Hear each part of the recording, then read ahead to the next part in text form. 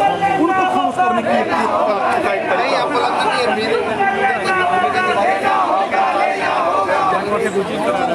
लेकिन बहुत सारे यार कब तक एक ही को गाली दूंगा मैं।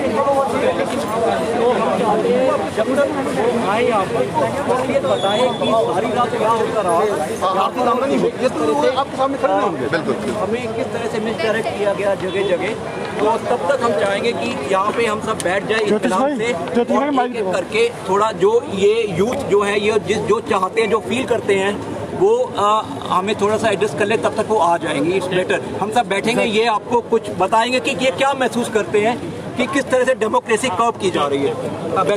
बेटर बैठ के बात रखे जना, अभी जो भी बात बैठ के बात रखी जाए। जो भी पूरा आपने इसका बात वीडियो पर डेमोक्रेसी का बात बैठ के साथियों नमस्कार, मेरा नाम आकाश है और मैं खुद एक स्वतंत्र पत्रकार हूँ। तो इसलिए मतलब जो दिक्कतें होती हैं, जो आपको स्टोरी आइडिया खोजने से लेके पिच करने से लेके स्टोरी तक जाने आने में जो भी दिक्कतें होती हैं वो मैं खुद ही उसको झेलता हूँ। तो मनदीप भैया पे जो बीत रही हो कि हम खुद उसको समझ सकते हैं। सवाल ये है साथियों कि इस सरकार में, ये सरकार 2014 में जब से नरेंद्र मोदी की सरकार बनी है तब से लगातार प्रेस पे पत्रकारों पे हमले लगातार बढ़ते ही जा रहे हैं। आप चाहे प्रशांत कनौजिया का मामला उठा लीजिए, मनदीप पुनिया का मामला उठा लीजिए, और चाहे हाथरस कांड के दौरान जो जितने पत्रकारों को गिरफ्तार किया गया उसका मामला लीजिए। जिस तरीके से भाजपा की सरकारें जहाँ भी हैं वहाँ जिस तरीके से पत्रकारों का दमन हो रहा है वो ये बताने के लिए काफी है कि ये सरकार लोकतंत्र के चौथे खंभे पर विश्वास नहीं करती है, यानी लोकतंत्र पर विश्वास नहीं करती है। इनका डेमोक्रेसी में कोई भरोसा नहीं है। ये सारे फैसले मनमानी के तौर पर लेते हैं। आप इस किसान बिल को समझिए, जिस किसान बिल के लिए मनदीप भैया लगातार पिछले 2 महीने से किसानों के साथ रहते हुए, मनदीप भैया उन्हीं के साथ रहते थे, खाते थे। और कल जो घटना हुई क्यों हुई? क्योंकि जिस तरीके से बॉर्डर पे भाजपा ने अपने गुंडों को भेजना शुरू किया था, और चूंकि मनदीप भैया हरियाणा के रहने वाले हैं तो उन गुंडों को जानते थे, भाजपा के विधायकों को, उनके गुंडों को वो जानते थे। और तब उन्होंने उन गुंडों को एक्सपोज करना शुरू किया, तब उनको लगा कि नहीं अब ये हमारे लिए खतरा है, तो उनको 10 पुलिस वालों ने उठा लिया। जिस तरीके से घेर के पुलिस वालों ने उठाया, आज ये पुलिस कह रही है कि कोरोना है, 144 लगा हुआ। अरे जब उनको उठाया गया तो जितनी भीड़ पुलिस की थी वो वहाँ कोरोना नहीं था क्या? वहाँ कोरोना नहीं था। जब अमित शाह बंगाल में रैली करने जाते हैं, पंचायत चुनाव में रैली करने जाते हैं, तमाम भाजपा के प्रदेश अध्यक्ष, गृह मंत्री सब पहुँचते हैं, वहाँ कोरोना नहीं है क्या? सवाल ये है कि आप पत्रकार जो जनता को बताते हैं कि नहीं ये हो रहा है, देश समाज में ये हो रहा है, आप उन्हीं की आवाज को दबा दो ताकि जनता तक बात ना पहुंचे। सरकार इंटरनेट जिस तरीके से 15 जिलों में, हरियाणा में 15 जिलों में 30 जनवरी तक इंटरनेट बंद गए, सारे बॉर्डर पे आज 31 तारीख तक इंटरनेट बंद करने की घोषणा की गई। ये क्या है? क्या हम लोकतंत्र में रह रहे हैं? क्या ये वॉर जोन नहीं बना दिया गया है जहाँ पे किसान सरकार से लड़ रहा है? वॉर जोन क्यों बना रहे हो? इस सवाल ये है कि जो मसला जो किसान कह रहे हैं हमें हित नहीं चाहिए, आप उनका जबरदस्ती भला करने पे तुले हुए। आज जो डेमोक्रेसी पे लगातार हमने, चाहे छात्रों की बात कर ले, पत्रकारों की बात कर ले, महिलाओं की बात कर ले, आदिवासियों की बात कर ले, अल्पसंख्यकों की बात कर ले, जब से मोदी की सरकार बनी है, चाहे वो शाहीन बाग का आंदोलन पिछले साल रहा हो, चाहे ये आंदोलन, सरकार का पैटर्न समझने की जरूरत है। सरकार आपको इग्नोर करेगी और आपका एक कमजोर कड़ी देख के फिर गुंडों से भिजवा के दंगे करवाएगी। शाहीन बाग का आंदोलन याद कीजिए, जब यही होना शुरू हुआ उसके बाद दिल्ली में दंगे होने शुरू हो गए। और हम यहाँ पे जिसलिए जुटे हुए हैं, हमको ये समझना होगा कि सरकार ने हमारे साथियों को, चाहे वो हाथरस में साथी हो, चाहे हमारे साथी मनदीप पुनिया, उनको गिरफ्तार किया है, उनको जल्द से जल्द रिहा करे और उनके खिलाफ जो भी फर्जी मुकदमे जिन भी धाराओं में दर्ज किए गए सब वापस ले। इस तरीके से नहीं चलेगा कि आप किसी को भी उठा कर जेल में डाल दोगे और नहीं उसकी सुनवाई चलती रहेगी। ये नहीं चलेगा, ये लोकतंत्र है और आपको यहाँ हर गलत का जवाब देना होगा। इनकलाब जिंदाबाद, जिंदाबाद, जिंदाबाद। मनदीप पुनिया को रिहा करो, रिहा करो, रिहा करो। मैं एक चीज़ कहना चाहता हूँ, मनदीप मेरा क्लासमेट रहा है, तो मैंने उसको काफ़ी करीब से देखा है, कॉलेज में भी जो एनसी के दिनों में थे। जोर से बोलो। जिस तरह से आरोप मनदीप के ऊपर लगाए गए हैं, यहाँ पे जितने भी पत्रकार साथी आए हुए हैं, उनके ऊपर भी चलते हुए भी उनके ऊपर कोई पुलिस लगा सकती है कि आपने मुझे धक्का दिया। ऐसे आरोप जो है कि आप जाके देखिए सिंघू बॉर्डर जो सभी जा रहे हैं, वहाँ देखिए कितनी बैरिकेडिंग है, तो आप उसको पार कर रहे हैं। हो सकता है कल किसी और को भी पकड़ लिया जाए कि वो जो पार करते हुए उसको हटाने की कोशिश कर रहा था, पुलिस आ जाएगी, उससे बहस, तो पुलिस मना करते हैं तो उससे बहस हो ही जाती है। अमूमन जनरल है कि वहाँ पे बातचीत उनसे हो जाती है कि मैं पत्रकार हूँ, मैं जा रहा हूँ रिपोर्टिंग करने के लिए। तो एक गलत उसके ऊपर फर्जी आरोप लगाए गए हैं, क्योंकि उसने जो वहाँ पे किसानों और जो स्थानीय लोग तथा कथित स्थानीय लोग का बीच में जो लड़ाई हुई थी उसका पर्दाफाश किया था, जिसके वजह से दिल्ली पुलिस के नज़र में आ गया हो। उसके बाद उसको पकड़ा गया है। और रही बात उसकी जो व्यक्तित्व जो रहा है, वो हमेशा से संघर्ष करने वाला रहा है। पास आउट होने के बाद भी उसने कभी चाह नहीं रखी कि बड़े मीडिया हाउस में जाकर काम करे। वो शुरू से ही जमीन के पे जाके और रिपोर्ट वहाँ से लाता रहा है और वैसे रिपोर्टिंग किया है, वो रिपोर्टिंग करता रहा है।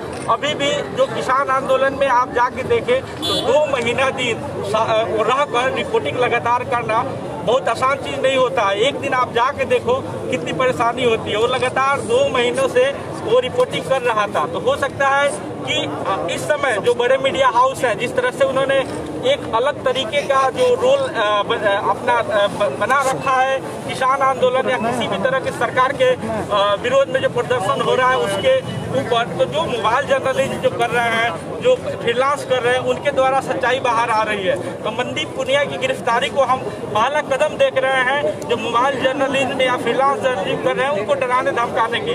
लेकिन जो मनदीप में जो हिम्मत है और जो उसके साथी जो भी हैं, वो कभी डरने वाले नहीं है। जब तक उसकी रिहाई नहीं होगी हम अपना संघर्ष जारी रखेंगे। हम दिल्ली पुलिस से कहना चाहते हैं कि बिना शर्त उसकी रिहाई करें। साथियों, मैं आपको 26 तारीख के इंसिडेंट बताना चाह रहा हूँ। इसमें पुलिस मूक दर्शक बने खड़ी रह गई थी और कुछ उपद्रवी जो 26 तारीख के किसान मार्च में उपद्रव कर रहे थे, अपना मुंह ढक के उन्होंने मेरा मोबाइल छीना और मुझसे मारपीट की और पुलिस सामने खड़ी मुक्त दर्शक बने देखती रह गई। वहाँ दिल्ली पुलिस की गुंडागर्दी नहीं चली। 26 तारीख को जब हम नजफगढ़ से नांगलोई मार्ग की तरफ बढ़ रहे थे, नांगलोई चौक पे जब पुलिस एक लगातार आंसू गैस के गोले मारने थे, किसान पीछे अपना खड़े थे, तभी अचानक से कुछ उपद्रवी जो मुंह ढके हुए थे उन्होंने हमला शुरू किया। और जब मैं कोने से तोड़फोड़ शुरू करी और जब मैं कोने से खड़े होकर रिकॉर्डिंग कर रहा था मेरे अपने वीडियो, तो अचानक से 15-20 लोग उपद्रवी जो थे वो आए, मुझे घेरा, मुझसे मारपीट की, मेरा मोबाइल छीन लिया और मेरे पैसे तक पैसे गिर गए कपड़े अपने फाड़ने की वजह से। तो उस वक्त पुलिस कुछ नहीं की। और जब कोई पत्रकार अपना काम शालीनता से शांतिपूर्वक ढंग से कर रहा है, उसको खा ले जाते हैं कि ये हमसे धक्का दिया। अरे तुम क्या कर रहे थे निकम्मों की तरह खड़े होकर? लोग चोरी कर ले रहे हैं, तुम कुछ नहीं कर पा रहे हो। देखिए, ये पहला कोई मामला नहीं है मेरे ऊपर। इससे पहले जो है नोटिस करके दिल्ली क्राइम ब्रांच ने मुझे बुलाया था। 7 अलग अलग धाराओं में जो है मेरे ऊपर केस दर्ज किया गया था और मेरा ही अलग नहीं, अलग अलग चैनल को अलग अलग दिन में बुलाया गया था। तो आप देखिए कि आज मेरा नंबर है, इनका नंबर है, कल किसी और का भी नंबर हो सकता है। इसलिए बेहद ज़रूरी है कि सभी लोग यहाँ पर पहुँचे, क्योंकि मेरे ऊपर मुकदमा किया गया। कई और मेरे साथी पत्रकार थे, सबको अलग अलग बुलाया गया ताकि एक दूसरे की आवाज़ ना उठा सके। तो आज हम सब लोग इकट्ठा हुए हैं, तो कम से कम ये बात रखा जाए कि ज़्यादा से ज़्यादा जो है संख्या में जो है यहाँ पत्रकार पहुँचे और सबकी आवाज़ उठाई जाए। ये देखिए कॉपी है जो 7-8 मुकदमे मेरे ऊपर 7-8 अलग अलग धाराओं में जो है मेरे को दिल्ली क्राइम ब्रांच ने बुलाए थे। मैं एक बार पढ़ के सुना देता हूँ आपको।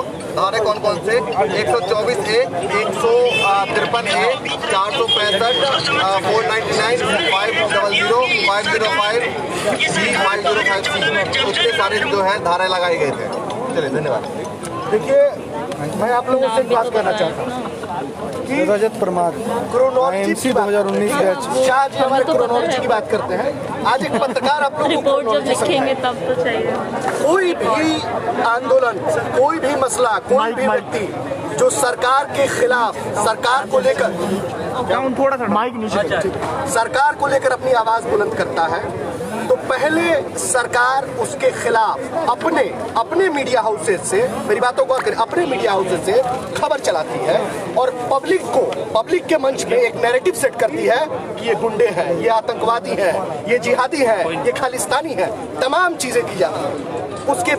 उसके बाद सरकार अपने गुंडे भेजती है, लोगों पर हमला कराती है। सरकार अपने गुंडे भेजती है, लोगों पर हमला कराती है, उसके बाद पुलिस वालों से लाठीचार्ज कराती है ताकि लोग जो बैठे हैं घर में अपने डाइनिंग हॉल में चादर तान के बैठे हैं वो ताली बजा सके और कह सके सरकार ने बहुत अच्छा काम किया है। सरकार हर मुद्दे पे यही काम करती है। आप यह बात समझ जाइए कि आज देश में पत्रकारों के 2 फांक बढ़ चुके हैं और ये पहला फांक जो फर्जी राष्ट्रवादियों का है वो तमाम हमले कर रहा है हमें गिराने के लिए, हमें हिलाने के लिए। पर उन तक ये संदेश जाना चाहिए कि वाकई में जो लोकतंत्र के रक्षक हैं वो यहाँ बैठे हैं, वो आपके समक्ष खड़े हैं और हम आज इकट्ठा हुए हैं, आवाज बुलंद कर रहे हैं। और केवल मनदीप पुनिया के लिए ही नहीं, मनदीप पुनिया केवल एक शख्स हैं, उनके पीछे हजार तादाद है पत्रकारों की जो आज आवाज बुलंद कर रही है, निष्पक्ष रहना चाहती है।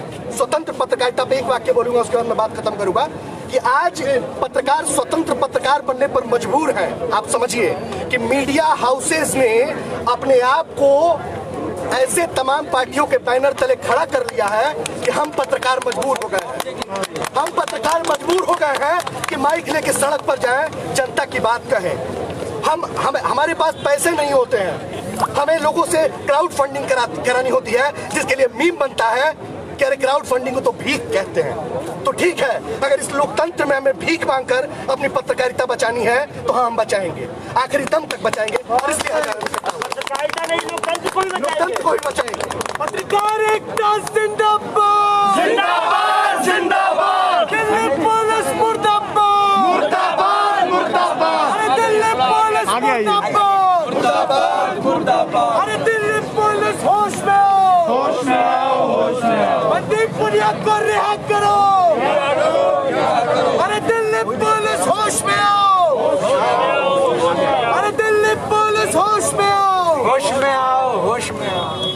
देखिए साथियों, जो मनदीप के साथ हो रहा है वही जो लड़ाई जो थी वो 80 दिनों की जो लड़ाई जो मैंने लड़ी प्रशांत कनौजिया के लिए, वो भी एक फ्रीलांस पत्रकार है और उन्हें भी जेल में डाल दिया गया था। तो आज हम सब मनदीप पुनिया के लिए इसलिए लड़ रहे हैं क्योंकि हमें सिर्फ प्रेस को नहीं बचाना है, प्रेस की फ्रीडम को नहीं बचाना है, लोकतंत्र को भी बचाना है। लोकतंत्र में सबसे ज़रूरी बात ये होती है कि प्रेस की फ्रीडम रहे, कि कोई भी पत्रकार जो फ्रीलांस पत्रकार है, खास तौर पे जो अपना पैसा खर्चता है अपनी जेब से पैसा खर्चता है, पेट्रोल का चाहे पैसा हो चाहे जो भी पैसा हो। मनदीप पुनिया पिछले 2 महीने से वहाँ पे थे और वहाँ पे साथ में पत्रकारिता कर रहे थे, अपना सच दिखा रहे थे। उनको सच दिखाने के लिए उन्हें जेल में डाला गया है। तो आज हम सब उनके लिए आवाज़ उठाएं, उनका साथ दें, क्योंकि अगली बारी किसकी हो सकती है ये हमें पता नहीं है।